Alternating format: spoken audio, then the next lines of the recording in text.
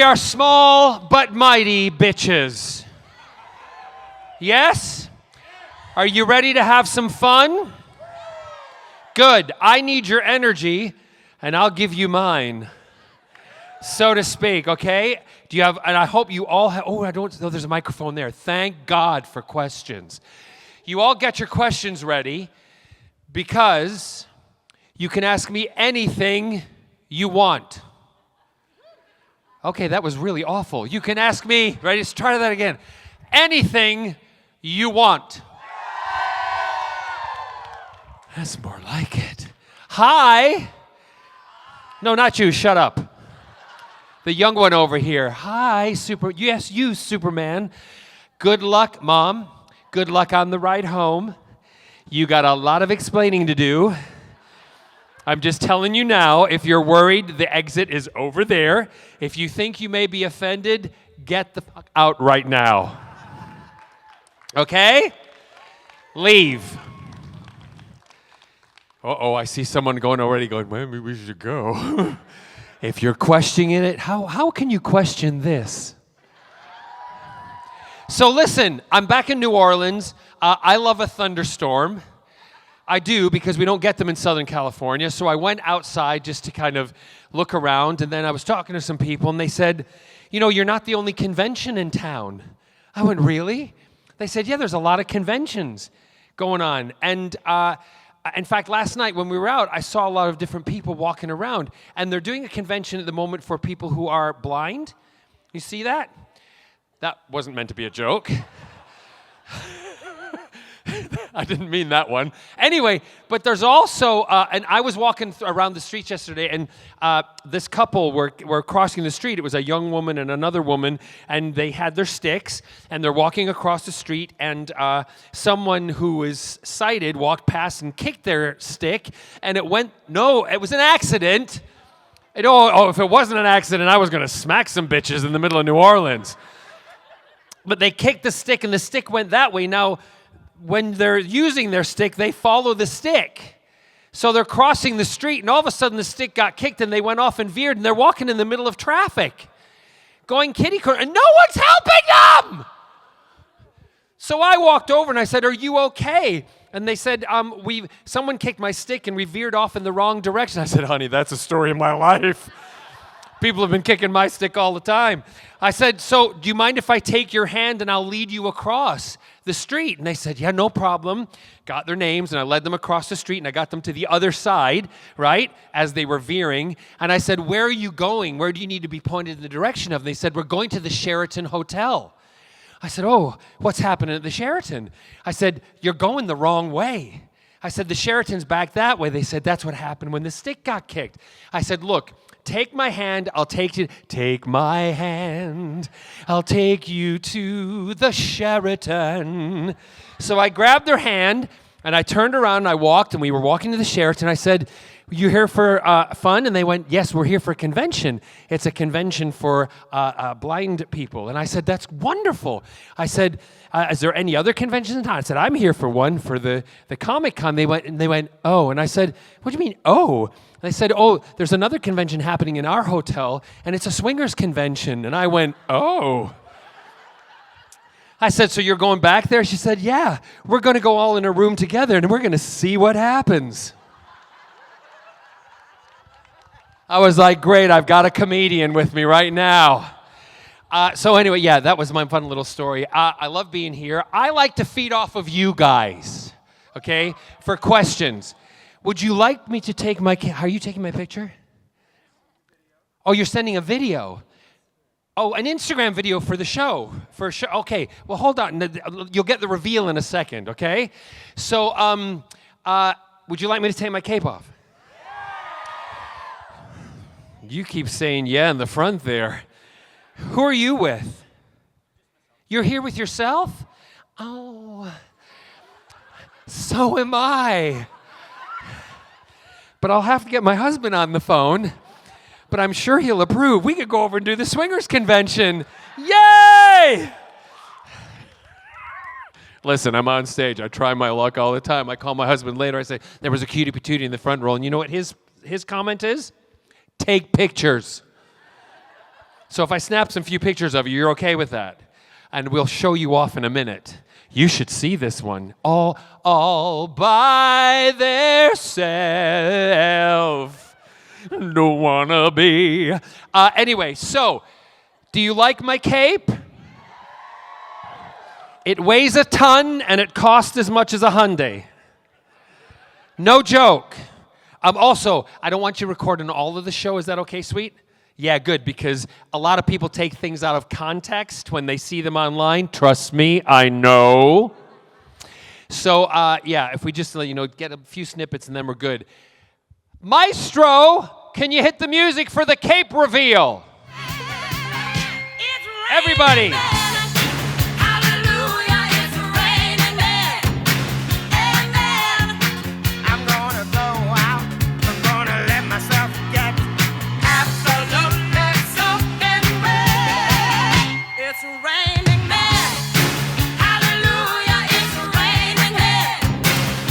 I think I pulled a muscle. I'm going to show you because I'm very proud of them. I'm a Star Wars fan and I like crisscrossing kind of genres. Okay? I'm ready for this? My R2-D2 pants.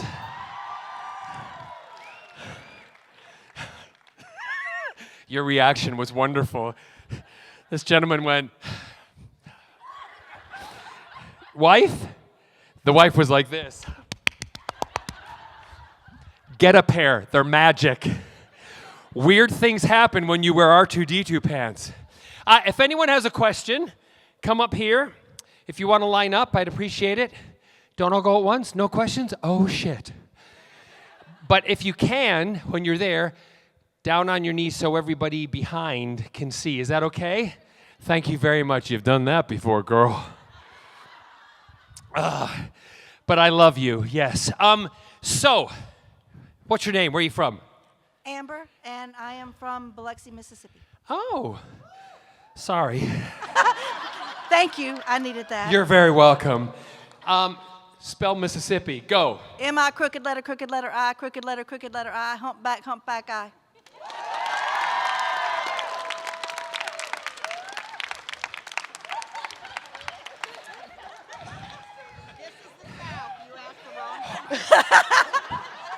Hold on a minute. Rewind. M-I, crooked letter, I. Shut up! M-I, crooked letter, I, crooked letter, humpback. You gotta get crooked letter, I. Shut up! Wait, hold on. M-I, crooked letter, I, crooked letter, I, humpback, I. No, Perfect. That's not right, is it? Yes! No, that was wrong. See, I learned it M-I-S-S-I-S-S-I-P-P-I. We had to make piss off, I'm from the north. Well, you know us Southerners, we gotta draw everything out. Oh. Okay, and on that note, what's your question? Missy? Okay, so. You went all serious. I did. Okay, that's good. So, Captain Jack Harkness, what was your favorite character to work with in that series as Captain Jack? Ooh. Well, if you were, I don't think because Captain Jack wouldn't have been working with a character. Captain Jack would have been working with a real person. Does that make sense? Yes. Because I don't look at Captain Jack as being somebody who's not real. I know that sounds weird. Sorry, my nerves. That's okay. I'm fangirling as long as you don't over pee here. yourself, I'm good with nerves. I've got protection for that.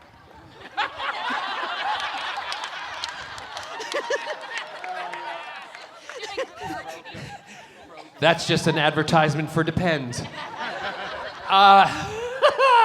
So, if I were Captain Jack and the person he loved being with everybody. But if you're asking John Barrowman what was the favorite character he loved working with, Yes. that's a different question. But is that okay? Yes, that is perfectly fine. Okay, so John Barrowman, I loved and Doctor Who. I obviously loved working with the Doctor, David Tennant. I also love Elizabeth Sladen.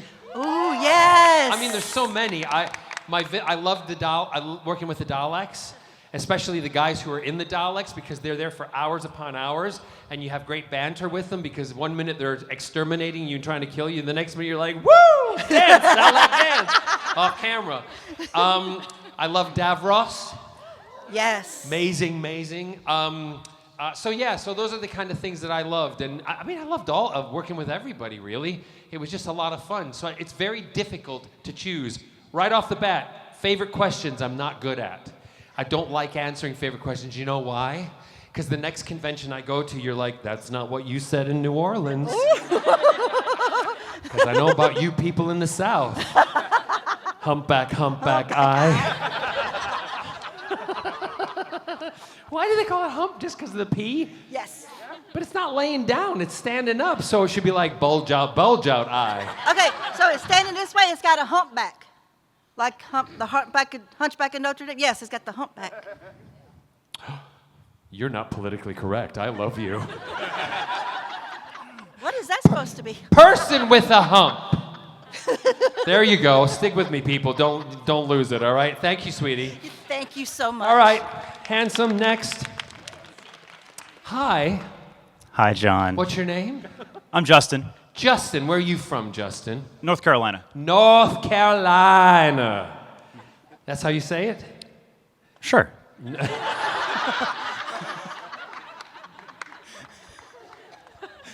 Humpback eye. Yes, okay. Do you have a question? Yes, I do. So Good. I'm. How old are you? I'm 28. Okay, you're perfectly fine. That's right. Just hold that microphone like it's me. You're good. Shut up! Yes. Go ahead. So I'm a huge Arrow fan. Are you? Never yes. mind. I'm just. Stop it! I love Arrow. It's probably one of my favorite series that I've watched on TV. Thank you. I was wondering for the Legends series. Yes. Because you played Malcolm Merlyn. You played Malcolm Merlyn. I was wondering, how do you think Captain Jack Harkness would have interacted with the Legends in the series? Shut up. Loving him already. Okay. So I think he would have been. How would he have reacted? I've never thought about it with all of them, but the one person that I've thought about it is if Captain Jack was there and it was with Malcolm Merlyn being there also. I think I'll get to that one, but the whole group, I think Captain Jack would be a bit like, why are you all so scattered? Right? Because there was a whole period in that show where there was no kind of definite leadership. Everybody was doing one thing, and and it wasn't until later on that everybody came together. Jack would have been like getting the whip out, cracking that whip and saying, you do this, you do this, you do this. And you got a problem with it? Come and see me, right? And he would also have told Arthur's character, Arthur Darvill, nice coat. And give me back my gun. I don't know if you noticed, but Arthur's character had a Webley. It was the exact same Webley that Captain Jack carried. Let's just think about that. Oh, wow.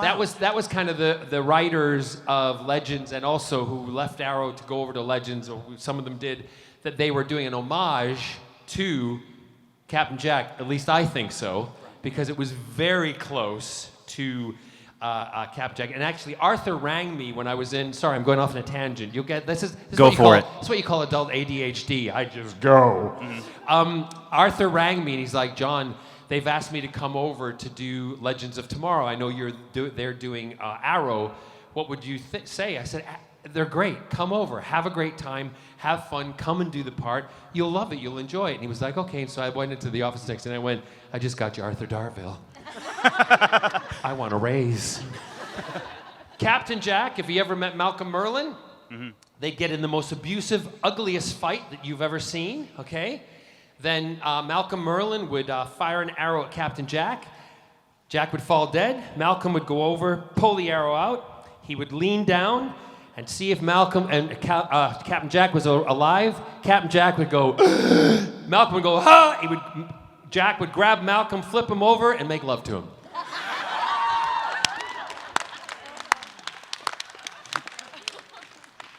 Not that I have never thought of that before. There you go. So, go ahead. Do you have another question? Oh, no, I was just going to say my favorite outfit that you ever wore was Zap Brannigan from Futurama. Thank you. Yeah, that was a fantastic. That was at Comic-Con San Diego. Yes, it was. Were you there? I wish I was. So you watched it online? I did, yes. Because I had a few costumes. That whole award show I did, Zap. I did Squirrel Girl. Yes. Yeah. I still have the Squirrel Girl outfit, and I'd love to wear it, but you know why I can't bring it to cons? Because the tail is too big. I can't travel with it. Honest to God, it's about 4.5 feet tall, and it's built so that it's into a structure that hooks to my back and my neck, and then it goes up and curls. It's amazing, but I can't travel with it. I'd have to cut my tail down.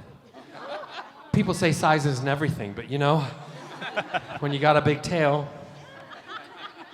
Oh, you people are slow. Come on. Don't pretend in the South you're all religious or Christians or something, because I've seen you all outside. Thank you very much. Thank you for the question. Thank you, John. Appreciate it. We're all gonna watch you sit down now. Hey, good. Hello, darling. Hello, how are you? I'm good, how are you? Good. Good. What's the question? So my name's Cirilla. Hi, Shirilla. Sorilla. Sorilla. Yeah. Apologies. No. Hi, Cirilla. Hey, thank you. So my question's a little more serious. Oh dear, here we go. I need to sit down for Cirilla's question. Okay, Cirilla, here we go. So I'm a writer. Yes. And a published author. And you and I spoke earlier, and I told you that I've been following you for a while because and you were very sweet. I said I was transitioning, and you corrected me because you said I was me. But I didn't correct you. I love for people just to say you're you. Yes. Yeah. But that has to do with my question. How much, because I'm struggling with this a little bit, because the things I write very genre-specific stuff. Okay. Mysteries and hard-boiled type things. How much and how do you allow who you really are to influence the roles you play? Because it's different. Okay. It's different in writing. Yes, it is. Because in writing, you are on the outside looking in. Right. And when you're writing the characters, you can dislike, like, or fall in love with them. Yes. Okay? All that can happen when you're writing stuff. This is a little bit of an English lesson for everybody, okay? Who didn't pay attention in school. How many liked English? Oh, so good. How many were good in math? It's why we liked English. What? We're not good in math. It's why we liked I was having a English. conversation the other day with somebody saying, about math, and I said, look, I know how to make money, just not count it.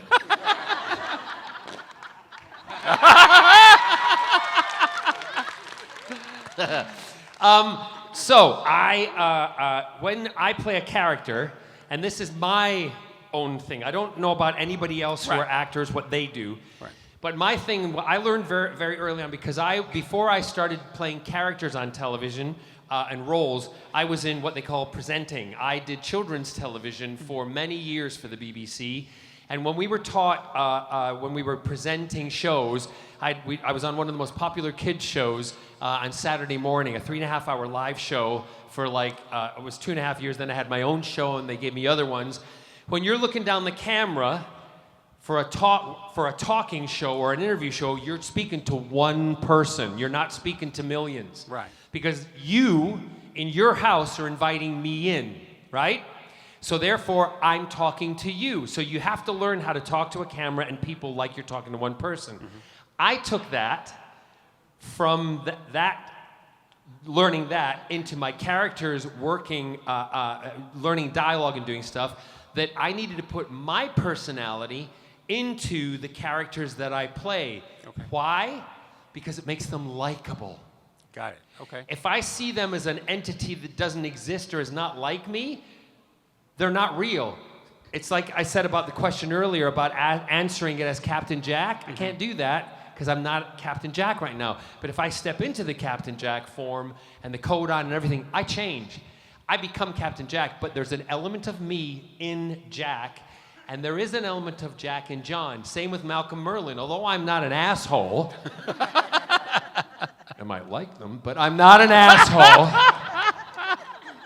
Stick with me, people. It's not a PG-13 one, this one, okay? Just chuckling. He's asleep already.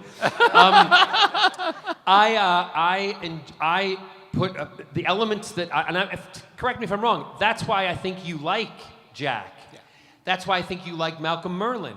Because when I smile as Malcolm Merlyn, I'm John. Mm-hmm. But that's my thing that I use with Malcolm Merlyn, that when I smile at you, although it's John smiling, that big, beaming, wonderful smile, Malcolm's gonna kill you. Right?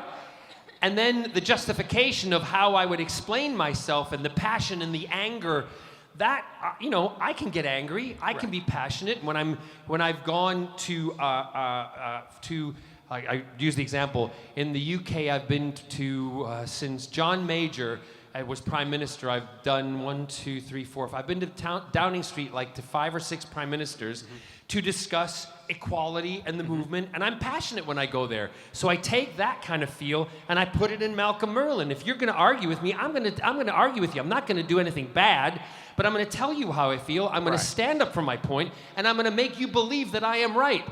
That's what Malcolm did. And then I look at you and I go, you're dead. Okay.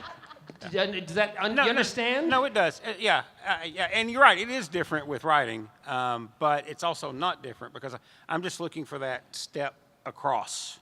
Across what? Across from how I used to write to how I want to write, and that's infusing me into that because I'm quite a bit different than I used to be. Right, but that's what's wonderful about writing is if you find the way to express that. But this might not be something that you want to hear, but I say it with love, and I say it with kindness, and I say it with the utmost respect. You have changed on a physical level. You've changed a little bit on the emotional level, but inside you've always known who you were. Yeah. Yeah? Yeah. Yeah. Yeah. So if you can tap into that always having known, you're just opening up about it now. But if you can tap into always knowing and use that always knowing person to write the stuff, you're then going to feel freer when you write. Okay. But also remember, if you're writing a book about yourself, is that what it is? No, it's just infusing my fiction. Okay, if you're infusing your fiction, then I wouldn't always put yourself into the fiction. Right. No, totally get that. Yeah. Because then you're going to come out of it and you're going to feel exhausted, and also you'll also feel like you're losing part of yourself. Right. No, I'm looking for how to invest in it a little more. Not all of it, but yeah. So, thank you. No, you can be nothing more than yourself. Right? Right. And you'll eventually find it. I don't have an answer. If I did, I wouldn't be standing here. I'd have my own talk show. I'd be Oprah. Right. No, I get it. Right? Thank you. You're very welcome. Thank you. And thanks for being honest with us, right? Appreciate it. Yes. How's it going, John? I'm good. How are you, hairy beast? Doing great. You need a shave. Never. I'm going to say, because I asked a gentleman earlier, he came up and he was dressed as the painter. What's the painter? Rob, is that his name? Oh, Bob Ross. Yeah, and he came up to the table and he had this wig and I went, oh my God, is that your real hair? And he went, yeah. And in my head I'm like, no, it's not. But I didn't want to say anything because I didn't want to upset someone because maybe they were conscious about being bald. So I played the whole game along, and then eventually I looked at him and I said something. I said, you want to do a selfie? He said, yeah. And he said, let me fix my hair. And I'm like, you liar!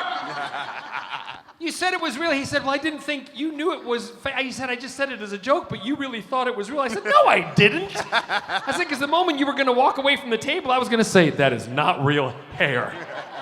That's a wig. Anyway, sorry. No, you're good. Oh my God, I'm exhausted already. I'm going to sit down for a minute. Go ahead. So, big fan of Arrow, right? Thank you. I wanted to ask, because a buddy of mine out here, we met Willa not too long ago. Well, a couple years ago, really. Yep. But, is this your buddy's question? oh, no. Okay, because I was going to say chicken shit. But I wanted to ask, if you could relive one moment in the filming of Arrow, what would it be?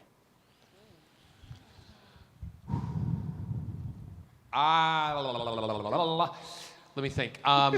If I could relive a moment in Arrow, I loved I can't remember what episode it was. I can't remember the exact timing of it, but it was when Malcolm wore the Green Arrow's suit. Okay. Yeah? Yeah. And I would love to relive that, but do more in it, because I know we were distracting things so Oliver could get something done.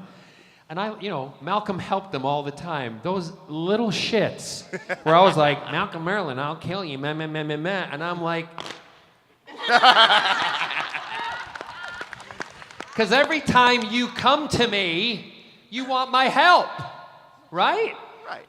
So I would relive that one. I would relive the moment where I'm standing on a landmine at the end, and I would grab Thea and put her on it and walk away. They'll bring her back again. It's fine. I don't know if they're ever going to do another series or a revamp or anything, but my husband did build Steven's house in Palm Springs, and also Steven's a friend and a neighbor, and I know all the codes to the cameras, so if they don't ask me, I'll be putting out, you think the Epstein files are bad? Wait till you see some of the no, kidding. I'm joking, by the way. That's a joke. He would laugh at that one. He'd go, John! Anyway, thank you for, is that it? Yeah. Great. And am I right to say ZZ Top? Shut up! I might have got it wrong. Don't please say it's from some video game. It's Thick Thor. Oh, yes, so it is. Yes. I've been getting the dude a lot, too. Thick Thor. I didn't even, because if you'd no, he didn't have the hammer as Thick Thor, did he? Right. But you got to have a little bit of the tum-tum out, because didn't he have it hiked up a little bit? Oh yeah. I was there going you like go. that. Now I know. Yes. Thank you. You're welcome. And thanks for showing me your belly. I like a little belly.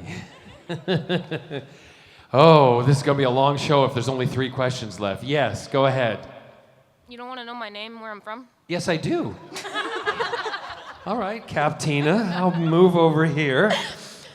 I'm Kirsten. I'm from Columbia, South Carolina. Thanks, Kirsten. We met earlier. Yeah, I drove 10 hours just to meet you. Thank you. Was it worth it? Yes. Yes. What did we do? I know what we did, but tell them. We took a picture. Yes. More than one. We took several pictures. Yes. Yeah. And you were so nervous. Yeah, I've had a drink or 2 in me now, so I feel better. Oh, hallelujah.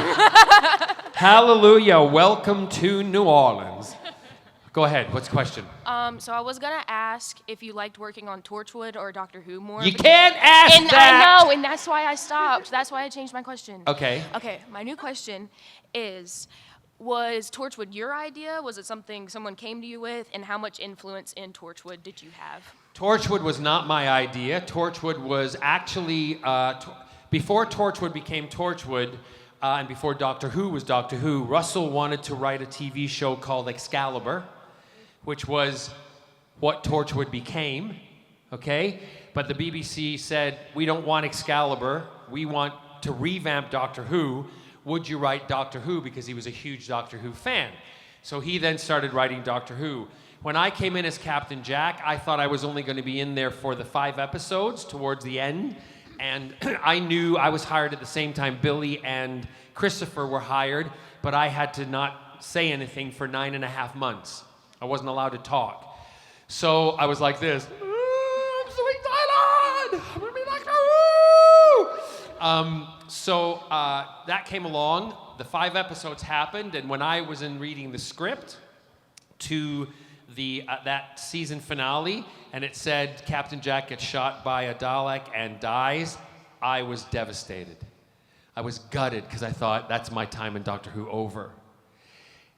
And then I turned the page, and it said, so honest to God, it turned the page and it said, he gasps and comes back to life. And I was like, there's still hope. Then, jumping to 7/7, which we just had, July 7th, the day of the London bombings, of the tube stations and the London buses, I was doing a cabaret show that evening in central London, and I went online on Instagram or Twitter at the time, one of you could probably find the video, and I put a post out and I said, I'm still doing my show. I want you all to come. because we have to stand up and fight against people trying to take our ways of lives away. And they don't represent everybody, but we have to stand up and show them that we're still strong, and we will honor the people who were killed and murdered in this situation in the show. So come and have a nice time, but we'll also do something that is memorable to honor the victims. Everybody showed up. That was the night my husband had to go on his motorcycle to pick up Julie Gardner. Russell was already there to meet at the show because that was the night they told me I was getting Torchwood. And they also, I found out that I was not going to be Captain Jack in Doctor Who because David was coming in, being the regeneration was going to happen. And they said to me that Captain Jack is such a strong character, we want David to establish his doctor, and it would be very hard to do that next to you because Captain Jack is so liked and also such a strong character. So you won't be in the next season of Doctor Who, but we are giving you a show called Torchwood, and you'll be back in the next season of Doctor Who, and you'll be doing both. And to this day, some people still don't realize, spoiler alert, Torchwood is an anagram of Doctor Who. Anybody not know? There's 3 people back there who just looked at each other and went, no. If you take all the letters of Torchwood, mix it up, it spells Doctor Who. Doing. Right? Did you know that? Yes, you did. I can tell because you are a smart man. And I like your pants. Thank you. Yes, so that's it. Yeah, so that's how it came about. I didn't put my influence into it at all. I'm an actor. I take the scripts that are written and I do what I'm told. Whether it be from, a romance scene, all that kind of stuff, or standing naked there, I do what I'm told in the script. And but what I did do, which is going back to our last question, I put my personality into it. Mm-hmm. And that's what they clicked into. They're like, let's write this stuff. So they started listening to how I spoke, how I was off camera, what I did, and they started implementing it in because it made him, again, warm and likable. And that's why wonderful people like you do these cosplays, because you got something out of it. That's why you love the character, and that's why I love you. Aww. Thank you. Oh, also, when did you know you were Face of Bo? When did I know it was the Face of Bo? I knew it was the Face of Bo when I didn't get the script I got the script. I didn't read it right away. David came to my trailer. He knocked on the door and he said, have you read it? I said, I don't want to read it right now. David liked to read things ahead of time because obviously he had a lot more to say at that time. And I would wait till towards the end of the script because I didn't want to influence what I was doing by what I know is coming. And then a couple of days later, he comes back. He said, have you read it? I'm like, no, I haven't read it yet. Shut up. I don't want to know. And then, like the next day at lunch, I read it, and I ran to his trailer, and I'm like, I read it! Can you believe it? Oh, and he's like, I know! So when we filmed it, and it aired, I was having a pizza party. And we were we called it Who Towers, the building we lived in. And I own the condo in there now because I bought it because I want to have that memory of being in Doctor Who at that time. So we're all sitting eating pizza, and as the show was playing, I stood up and I walked over to the window and opened the window, and David said, what are you going over there for, John? And I went, I'm opening the window, David, so that when that word comes out of my mouth, I want to hear the nation's jaw drop. And in my head, I stood at the window, and when it said, the Face of Bo, they used to call me, and David and Freeman went, no! And the nation went, and Twitter went crazy. Crazy! So yeah, that's how that all happened. Gotcha. Thank you. Thank you. Welcome. Yes, my lovely. I have a really simple question.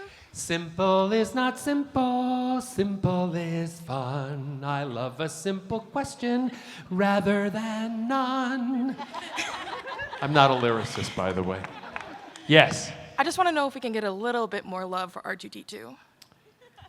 In other words, you want to see my knickers. Oh yeah, show me that ass.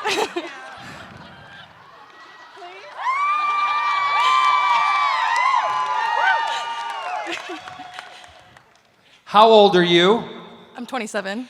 Okay. Step to the front. Step to the front. You asked for it, bitch. I have your consent. Right? You all heard that, right? Put that camera down. Put your fucking phones down right now. You dirty bitches, because you'll be like, look at this, look what he did. No, no, no, no, no. I don't care, video it. I'm gonna let you have a look by yourself. Go on.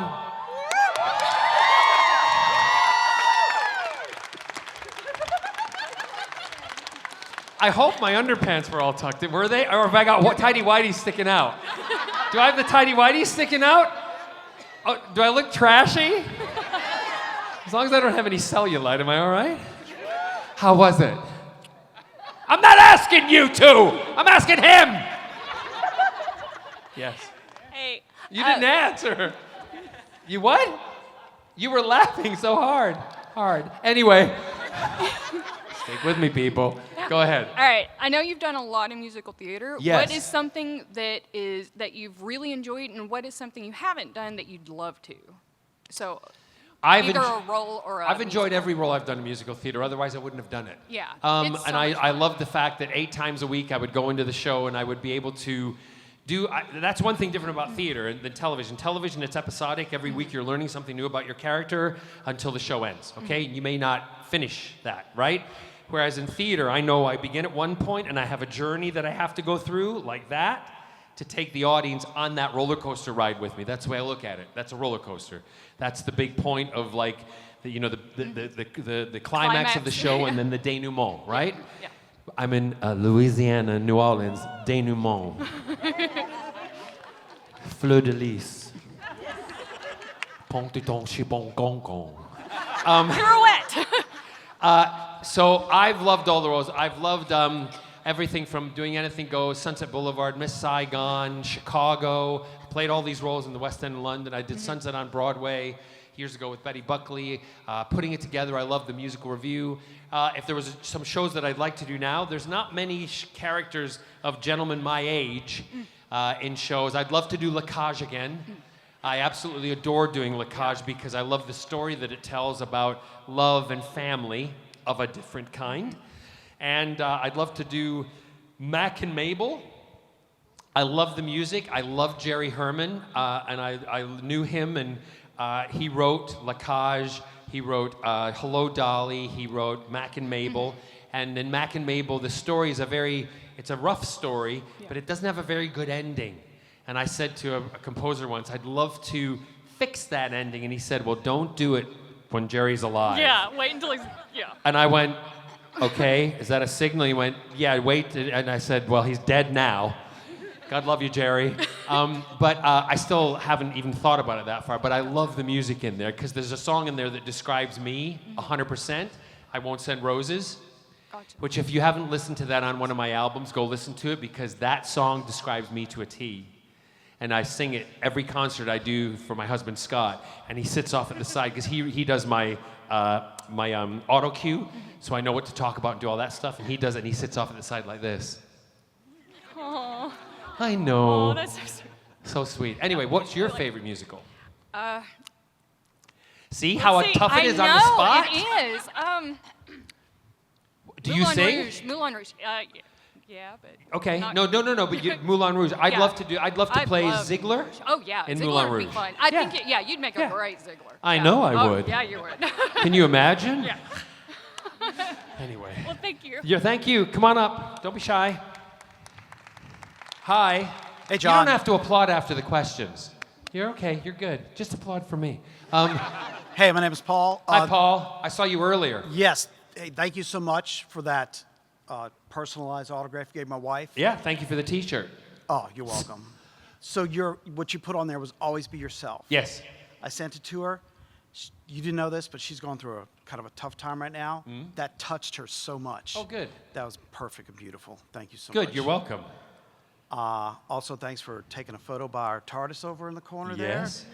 If you haven't been there, go take a photo. Anyway. Because I've been in it. Exactly. There's a movie you did a few years ago. It's an aquatic thriller, a guilty pleasure of a lot Listen, of us. everybody says it like I'm ashamed of it. I am not ashamed of Shark Attack 3 It was Megalodon. fantastic. I am not ashamed of that. fantastic. I'm not ashamed of anything I have done or in my life or whatever. Megalodon, it bought me my first house. Are there any memories from that shoot that you'd like to share? Any numbers? Memories. Memories. Yes. I'm not sure if I want to do that right now. I'm just scanning the audience to say, because there's a line in that that's very rough. You might want to put your hands over the ears. Any other kids? How old are you? 13. How old are you? 18. Liar. Really, you're 18? Yeah. You look very young. Anyone else under the age of 18? I'm not really. Okay, how old are you? 15. All I'm going to say is, do you know the facts of life? Your parents are looking at you like, do you? You should have talked about it, Mom! Oh my, she's like, I'm not having that conversation yet. I'll give you guidance. No, I won't. I don't know if I should say it, really, but... Shut up! Put your hands up if you want me to say it. Look, the 3 young ones back there, you're not even... How old are you 3?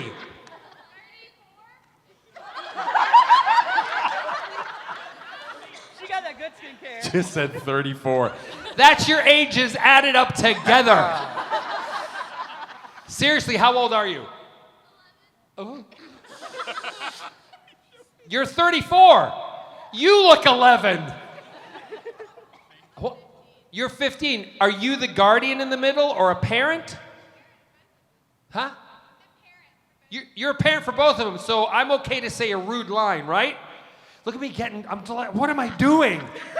There's a line in the show where I did as a joke in the movie. Now, if you get that movie and you watch it, please play a drinking game, because every time you hear the F-bomb, you have to drink. You'll be drunk within the first 3 minutes of the movie. Script was awful. The CGI was awful, but like I said, it paid for my first house. There was a line in there where they said, you need to get a reaction out of your female co-star. Now, this movie was filmed in Bulgaria. Okay, just after Bulgaria came out of the Soviet Union, it was very dark, right? And I went to Bulgaria. The plane that I got on to fly from London to Bulgaria was British Airways. And when I was in Bulgaria and going to the beach, Varna, Bulgaria, yeah, whatever. Anyway, Bulgaria, going to the beach end of Bulgaria. I got on this plane and I sat down. And when I sat down, there were actually people bringing sheep on the flight and goats. As they do. And some person actually started lighting up a little flame thing in order to cook their lunch. Everybody was smoking, and I'm sitting on the plane thinking, we're gonna blow up and die. Because the oxygen canisters were exposed on the ceiling. Honest to God. I'm thinking, what am I doing? So what did I do? I thought, I gotta stop this somehow. I stood up and I went, and I was like, oh, and the flight attendant, she came over to me, and I don't know what she said, because she went, and I went, I said, asthma. I'm lying my ass off. No smoke. So she made everybody put out their cigarettes and everything, because I was having an asthma attack. Oh, I thought it was funny. Fuck you then. Okay. Anyway, the line, I'm trying to avoid saying the line.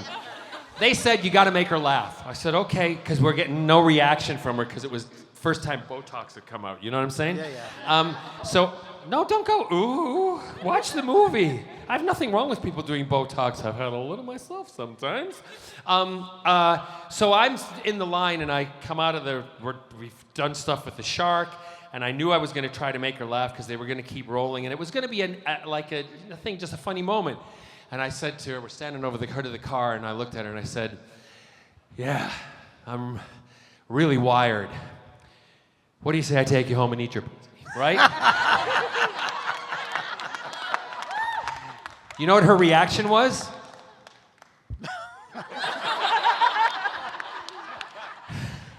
The crew went nuts. They're like, ah! And then it cuts to me making love to her in a shower scene, right? Which is totally fake, because I'm going... I'm like, okay, the movie's going downhill from here. So anyway, jump to me going in to look at the movie when it was finished. They kept it in! But it's become one of the top 5 lines in B-movie history. To being the worst lines in B-movie history, and I am damn proud of it. The very funny thing is, if you ever see the movie on a TV channel where it's being played, they used to play it on like HBO years ago, or it's one of the older movie channels. And if you ever see it, I had to dub that line. But you have to dub it so it makes it look like you're actually saying words that fit. Do you know what the line was that they made me dub? Yeah, I'm really wired. What do you say I take you home and watch I Love Lucy?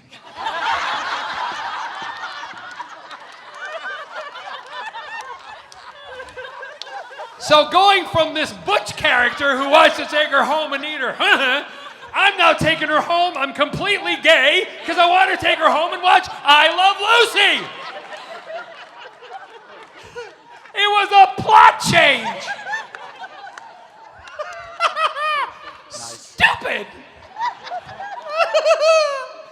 Oh, it made me laugh so much. Anyway, thank you for that question. Did you enjoy the movie? Absolutely. I have it on VHS. It's Thank you very much. That's showing your age. Yeah. Thank you. And say hi to your wife. I will. All right. Thank you so very much, much. John. What do you say I take you home and watch I Love Lucy? Woo. Oh, Ethel. Yes. Hi, Hi. I'm Tawny. Hi, Tawny. I'm Johnny. Hi. I'm Tawny. I don't know any words. To go I'm Johnny. And I'm taking you home to watch I Love Lucy. So besides Who Tower, if you took anything from the set of Doctor Who, what's your Nothing at favorite all. item? Lies. I haven't taken a thing. Lies. Pinocchio. I have a coat. I didn't take it, I was given it. I have a Dalek. I bought the Dalek, and it cost me a fortune, but I wanted that Dalek. And things I took, I have my squareness gun. I have the... yeah. I have a vortex manipulator. I also have all the books that Jack used to read when he was sitting at his desk, when they would say, be in the background doing something interesting, and I had this little comic book thing. It's called like Space Junk. I can't remember the exact title, but every time I see the book at a con, I buy it, so I have multiple copies. Maybe I should sign them and sell them. You can get one for free. You'd rather have R2-D2. Oh no, I'm gonna save that one for later. Well, my phone backstage, I can call my husband, is that all right? Get my husband on the line. Some hottie in the front wants to touch my R2-D2, and that ain't a euphemism. What else?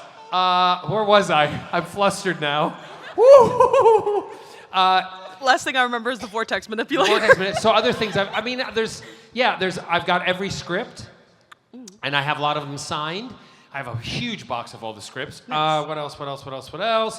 I don't know, I have other stuff that I've been given over the years that have been made for me. I have 2 mugs made by a company called Indie Mugs, and it was a commission that somebody did, in fact, Clayton, who runs the photo ops here, made it for me for my Christmas one year, because Clayton and his partner James lived with us in Palm Springs during COVID, and he had these mugs made for me, and I cherish them because they're the only 2 Dalek mugs from Indie Mugs in the world.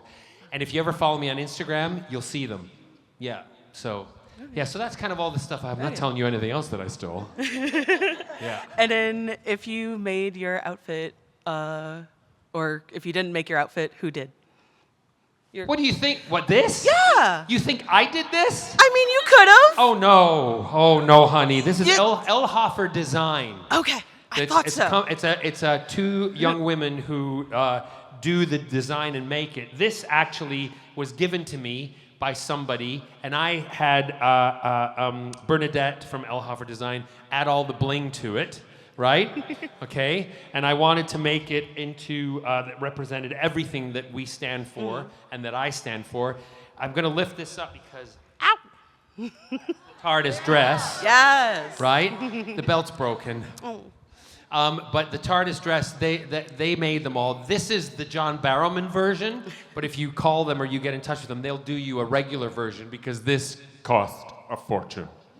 I'm just being honest. And these shoes were $10 shoes, and to have them blinged, it cost $3.5 grand. Oh my gosh. Yeah. Wow. So don't say I didn't do anything for you. This is all for you, bitches. Anyway, yes, but I've gotten a lot of wear out of these shoes. They were $10 shoes, but they've been blinged, and I've had them for almost 10 years. Nice. Yeah. Yeah. Yeah. Well, You're welcome. Okay. thank you. Bye. See you later. You're going that way. Hi. Hi. How are you? I'm Belle? good. Belle? Ariel. Ariel. Shit. Sorry. I was the Beast in Beauty and the Beast. Okay. Blue is for, well, never mind. Well, it's fine. Go ahead. My name's Tristan. Hi, Tristan. I was just wondering, what are some of the things you love about New Orleans? I don't know. Let me think about it. Look at this stuff. Isn't it neat? Wouldn't you think my collection's complete? Wouldn't you think I'm the girl who has everything? That's all I know. What do I like about New Orleans? I've been to New Orleans before. I've been to New Orleans incognito. So I wore a cap. And I had a lot of fun at Mardi Gras. Oh, yeah. My husband was here with me. We had a great time. I went out last night, but I went to a couple of clubs last night just to get the vibe and what was going on. Didn't get the vibe last night. Had a great dinner, though. And when we went to, when I came back, well, I came back home, but I did get, if you follow, how many follow me on Instagram or X or whatever? Only that many? You need to follow me. Because if you like this, you're gonna love my Instagram. It's just bananas, right? And I posted last night, people were throwing me beads.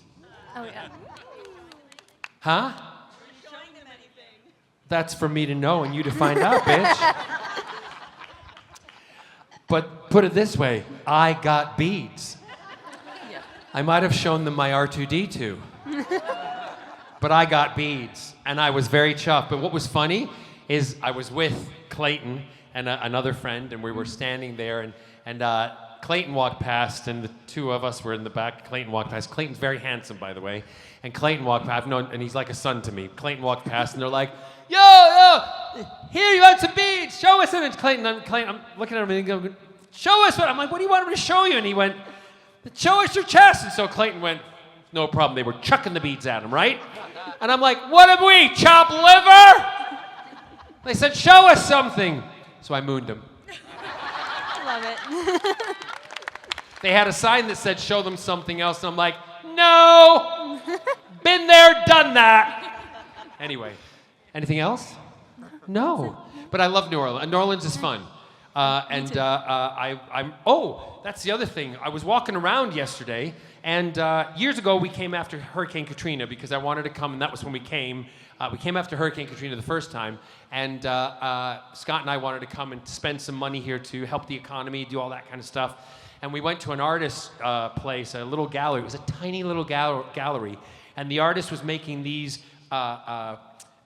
pieces of art out of shutters from houses that were destroyed, and he was putting metal dogs on them, and metal dogs in different situations. So I bought one of those, and the other day I'm walking down the street in the French Quarter, heading to the French Quarter, and I walk past this art gallery, and there's the dogs. I'm like, that's a coincidence. So I walk in, it turns out it's his gallery now, the gallery that he sells. It's huge. And it's all his artwork in there. And I thought that's a really nice thing coming back to New Orleans. I go in, I bought 2 pieces because the original piece represents when I was here before with the hurricane. And I bought this other piece, which is now a celebration. The dogs got 2 cocktails standing there going, woo! And then I bought a smaller piece to represent kind of my feeling about New Orleans is the dog standing with a microphone. So it was wonderful. Aww, I love that. Yeah, I love it too. Hey. Thank you. Hey, thank you. Also, my mom says hi. Tell your mom hi. Okay. I will. I'm not interested. Anyway, next. I know we're close to time, so let's fire through these. Can I like ruin the vibes and be a little dark for a second? Oh my God! Oh my God! Don't be a Sorry. No. charisma, uniqueness, nerve, and talent. That's what it means. Go ahead. So you said something when I was in line at your booth earlier. You said that one of the tragedies of Jack Harkness is that everyone around him dies. Correct. And as an author, when I have to write things with as much gravity as, say, like Tasha's death or Owen, Yanto, Steven, it changes how I perceive my future characters and how I perceive life in general. So, like, as Jack Harkness, how did that affect your characters moving forward playing other roles?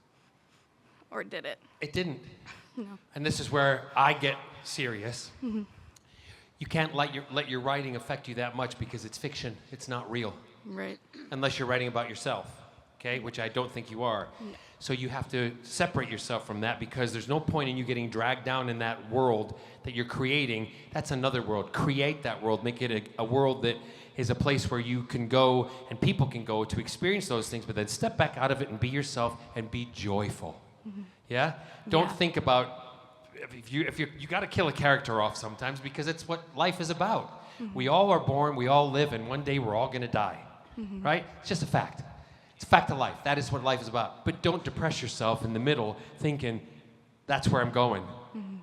Let it happen. Let every day happen. Live every day like that is going to be the last. Live it all the time and be joyful about it. Yeah? Yeah. Yeah.